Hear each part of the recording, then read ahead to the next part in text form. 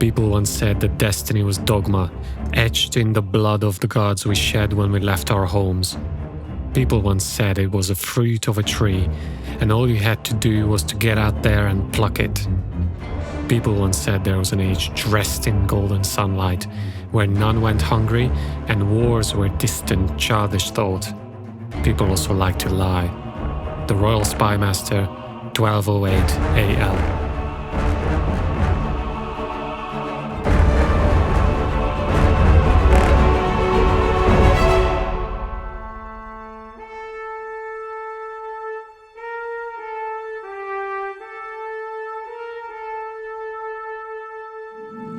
Something crawled from the cradle to its grave and watched as the landscape turned red.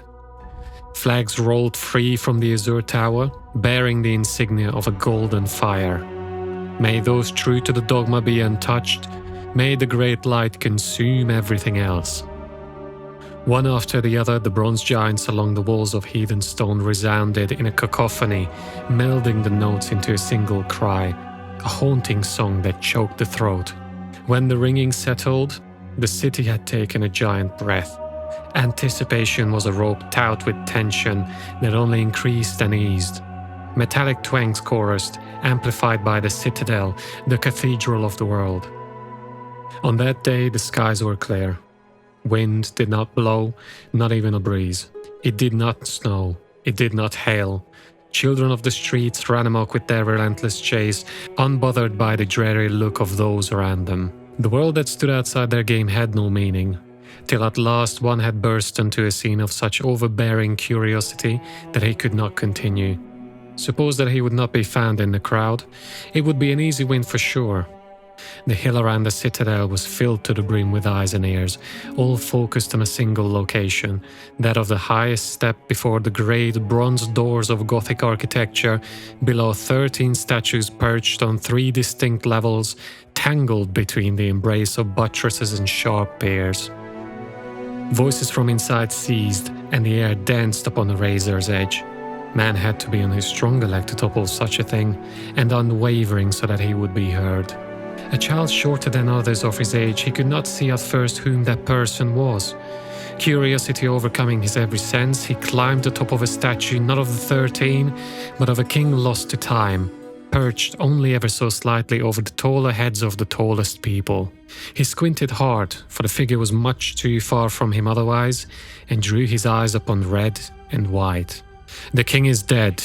Long live its people," the man roared, so loud that his voice was carried over to the other hill, to dissipate from the towers of the azure, drawing the crows that settled on it into sudden flight. There on the central pier, where tall was an understatement to even birds, was a metal crown. The time would soon come to light it. "The Child King," someone whispered in the crowd. People were murmuring, much of which were curses, to which the child was no stranger to. An ominous outlook bore on the unsteady line between peace and chaos, and the crowd tussled with anxious motion as consequence. "It is a tumultuous time for all," the man continued. "A burden that should never be carried, must be. For 1,000 years and more, kings heralded kings, blood of blood, sons of the Father, a lineage and bond that ought to never have been broken, and yet it was.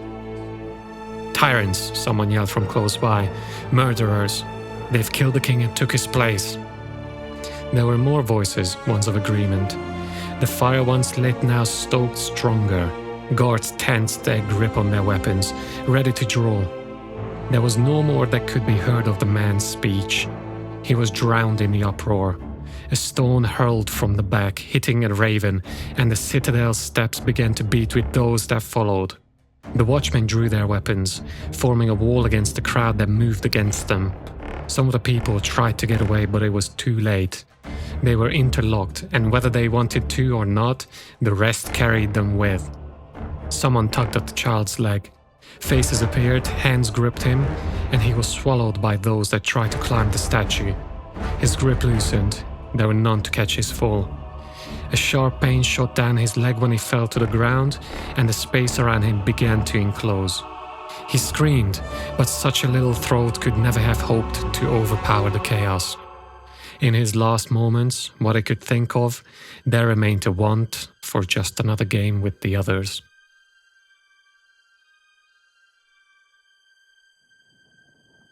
That went better than expected, said the spymaster, hands crossed, his face covered by the inner darkness of the carriage. He was a skinny man, with a dark hair burdened by an awful lot of suspicion, much of which now was directed at the person in front of him. Feed the blind visions of the future, sing praises for the deaf, and they will herald the populace with tales they have never seen or known, thinking they are prophets, said the high priest, looking out through the little slit left by the drawn curtain. Never took you for a poet, said the spymaster. Alas, if a rhyme could make you king. The carriage continued to roll down the main road, bobbing on the cobble.